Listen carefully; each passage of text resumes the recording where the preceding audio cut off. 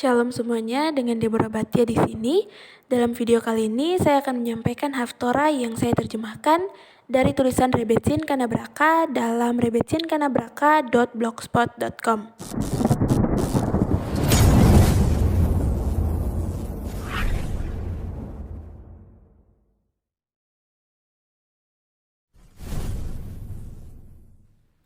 Haftorah, Akaremot, dan Kedoshim. Diambil dari kitab Amos pasal 9 ayat 7 sampai 15. Hubungan Haftorah dengan Parasya. Menjalani kehidupan Torah adalah syarat untuk hidup di tanah Israel.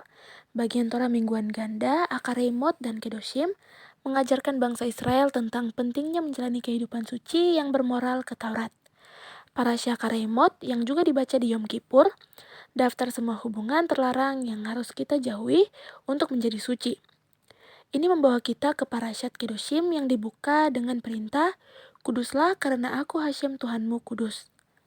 Parasya ini termasuk kekayaan mitzvot yang berkaitan dengan setiap aspek kehidupan dari hubungan interpersonal untuk hubungan kita dengan lingkungan, demi rasa hormat kita terhadap properti, hingga menguduskan waktu dan ruang untuk melayani Hashem.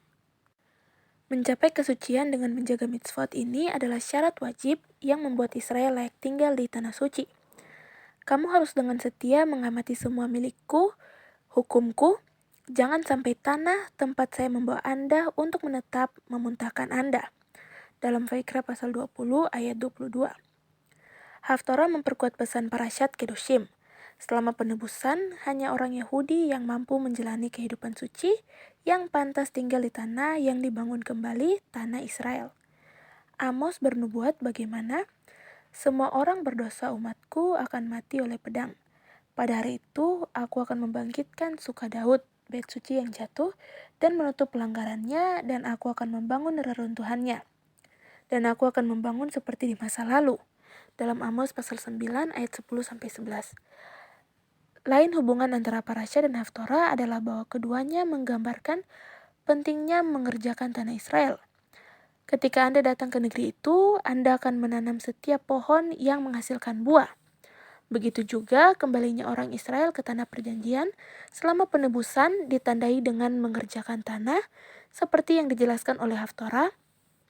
Lihatlah, hari-hari itu akan datang, kata Hashem, bahwa pembajak akan menyusul mesin penuai dan penginjak anggur dia yang menabur benih. Dan gunung-gunung akan menjatuhkan anggur yang manis. Dalam Amos 9 ayat 13. Hubungan antara Haftorah dan Hari Kemerdekaan Israel. Saya merasa sangat penting bahwa selama minggu saat Hari Kemerdekaan Israel jatuh, kita membaca tentang kembalinya orang Israel ke tanah Israel, pembangunan kembali, dan penanaman kembali.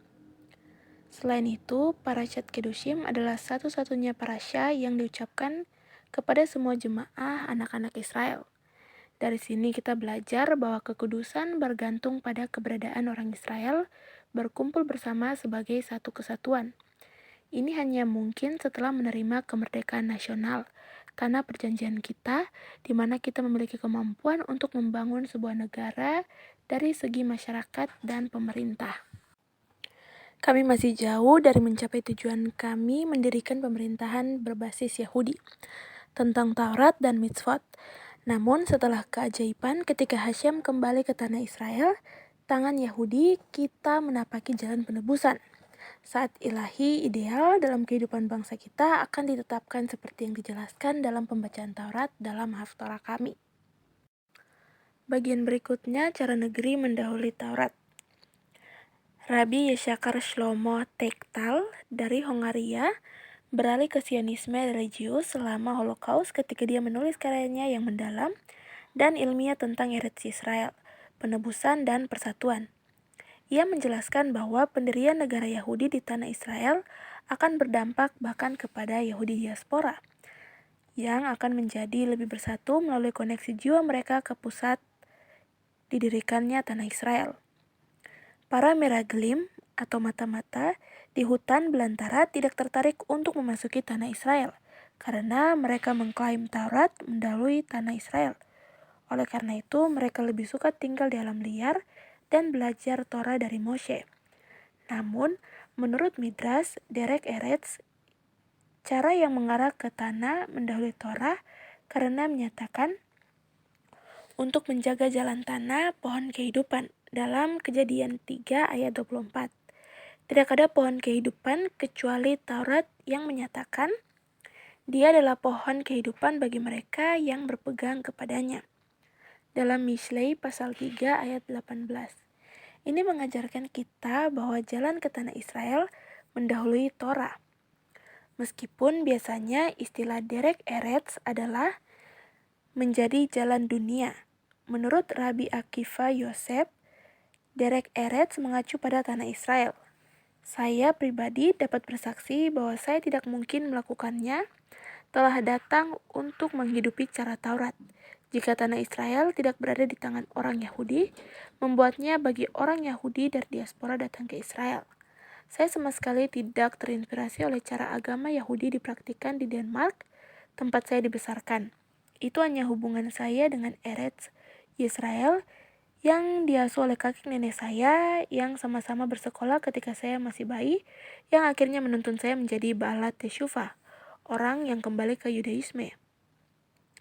Di tanah Israel bergetar dengan kekudusan, di bebatuan kotel yang bersinar matahari dikelilingi pemuda Yahudi yang mencari spiritual dari seluruh dunia, jiwaku dibangkitkan kembali.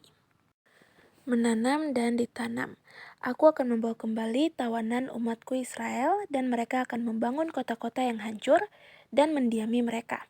Dan mereka akan membuat kebun anggur dan minum anggur mereka. Mereka juga akan membuat kebun dan memakan buahnya.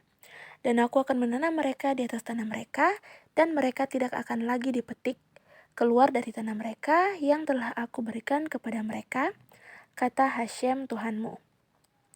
Dalam kitab Amos pasal 9 ayat 14 sampai 15. Dari urutan janji Amos di Haftarah kita, nampak jelas kalau kita garap dulu tanahnya dan tanam. Lalu Hashem akan menanam kita dengan aman di tanah asal kita, tanpa pernah mencabut akar kita. Penanaman di tanah Israel menghubungkan jiwa kita ke akarnya, menghubungkan kita ke tanah untuk semua kekekalan. Pemikir dan penulis Zionis awal, Gordon, menulis dengan sangat indah, kita sampai tanah air kita untuk ditanam di tanah alami kita, tempat kita telah dicabut akarnya, serang akar kita jauh ke dalam substansi yang memberi kehidupan, dan untuk merentangkan cabang kita untuk mempertahankan udara dan sinar matahari tanah air. Saya merasa sangat terhormat menjadi bagian dari Mesianik. Berjanji sambil mempersiapkan tanah Batain untuk disemai tanaman musim panas dan sambil bersaksi. Kebun di Midreset Berot Batain tumbuh sebagai wanita muda dari 4 penjuru bumi kembali ke Taurat, ke tanah Israel.